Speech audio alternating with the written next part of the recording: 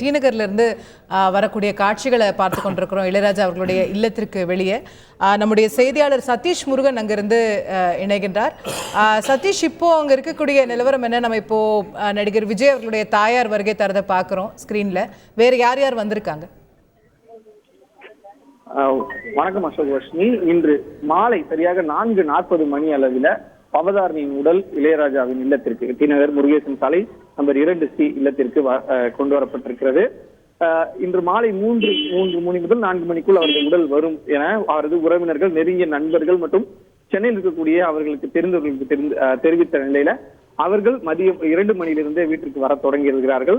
அவர்கள் அனைவருமே வந்து சேர்ந்திருக்கிறார்கள். இன்னும் கொஞ்சம் பேர் இங்க சென்னை மற்றும் சென்னை சுற்றி இருக்கக்கூடிய மாவட்டங்கள் இருக்கக்கூடிய குறிப்பாக பாண்டிச்சேரியிலும் ஒரு சில உறவினர்கள் பாண்டிச்சேரியிலிருந்து வந்திருக்கிறார்கள். இதைத் தொடர்ந்து தற்போது திரை பிரபலங்களை பொறுத்தவரையில குறிப்பாக பாடல் ஆசிரியர்கள், பாடகர்கள், அதே போல இளையராஜா அவர்களுடைய இசை கச்சேரி குழுவில் இருக்கக்கூடிய பாடகர்கள், அவர்களுடைய ஆர்கெஸ்ட்ராவில் இருக்கக்கூடியவர்கள் வர தொடங்கி இருக்கிறார்கள். நீங்கள் தெரிவித்தது போல பாடகியும் நடிகர் விஜயின் தாயாருமான சோபா சற்று நேரத்துக்கு முன்பு வந்திருக்கிறார். பாடகர் மனோ அதே போல வருகை தந்திருக்கிறார். அதே போல அவரது உறவினர், நெருங்கிய உறவினர்கள் வெங்கட் பிரபு, பிரேம்ஜி குடும்பத்தினர், அதே போல பாரதி ராஜாவின் மகனும் நடிகருமான மனோஜ் அவரது மனைவி குடும்பத்தினருடன் வந்திருக்கிறார். நடிகை காயத்ரி ரகுராம் சற்று நேரத்திற்கு முன்பு வந்திருந்தார். பெண் இயக்குநர் சுதா கோங்கரா அஞ்சலி செலுத்துவதற்காக வந்திருக்கிறார். பாடலாசிரியர் பழனி பாரதி உள்ளிட்ட ஏராளமானோர் கடந்த ஒரு மணி நேரத்திற்கு மேலாக வர தொடங்கி இருக்கிறார்கள். இன்னும் சற்று நேரத்தில் அதிக அளவில் பிரபலங்கள் வர தொடங்குவார்கள் என்று எதிர்பார்க்கப்படுகிறது. இன்று இறுதியாக இந்த இல்லத்தில் அவரது உடல் வைத்த பிறகு இரவே அங்கு எடுத்து செல்வதற்கான திட்டமிடல் இருப்பதாக தெரிய வந்திருக்கிறது. எனவே அதற்கு முன்பாக இருக்கக்கூடிய சென்னையில் இருக்கக்கூடிய மிக முக்கிய பாடகர்கள் மற்றும் திரை பிரபலங்கள் வந்து அவருக்கு அஞ்சலி செலுத்துவார் என்று எதிர்பார்க்கப்படுகிறது. அவர் வசிக்கக்கூடிய அந்த சாலையில 2 புறங்களிலும் காவல்துறையினர் இரும்பு தடுப்புகள் அமைத்து முக்கியஸ்தர்களை மட்டும் காருடன் உள்ளே அனுமதிக்கிறார்கள். மற்ற நபர்களை நடந்து செல்ல அறிவுறுத்திருக்கிறார்கள். காரணம், இந்த பகுதி கொஞ்சம் குறுகலான பகுதியான போக்குவரத்து தவிர்ப்பதற்காக இந்த ஏற்பாடுகள் செய்யப்பட்டிருக்கின்றன.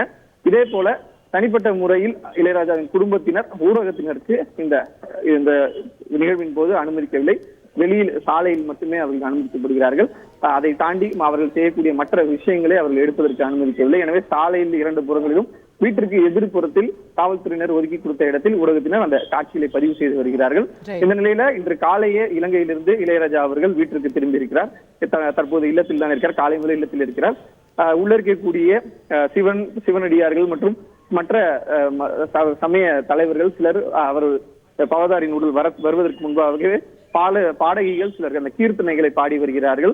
இந்த உடல் வைக்கக்கூடிய இடங்களை சுற்றி அமர்ந்து அந்த பாடல்களும் பாடி வருகிறார்கள். சற்று நேரத்திற்கு முன்பாக இறுதி மரியாதை செய்வதற்காக பவதாரினுடைய மார்பளவு புகைப்படமானதும் எடுத்து செல்லப்பட்டிருக்கிறது. ஃப்ரேம் செய்யப்பட்ட புகைப்படம், பெரிய அளவிலான புகைப்படம். அந்த புகைப்படத்தை உடலுக்கு அருகே வைத்து வரக்கூடிய முக்கிய நபர்கள் அந்த படத்திற்கு மலர் தூவி, அதே போல மாலை வைத்தும் மலர் வளையங்களும் வைத்தும் மரியாதை செய்வதற்கான ஏற்பாடுகள் செய்யப்பட்டிருக்கிறது. தொடர்ந்து இன்று இரவு இந்த உடல் எடுத்து செல்லப்படுவதற்கான ஏற்பாடுகள் செய்யப்பட்டு வருகின்றன. எனவே எனினும் அது இளையராஜா மற்றும் அவரது குடும்பத்தினர் தரப்பிலிருந்து உறுதி செய்யப்படவில்லை. இன்று இரவும் இருக்கலாம், இன்று நாளை காலையும் இருக்கலாம் என தெரிவிக்கப்பட்டிருக்கிறது.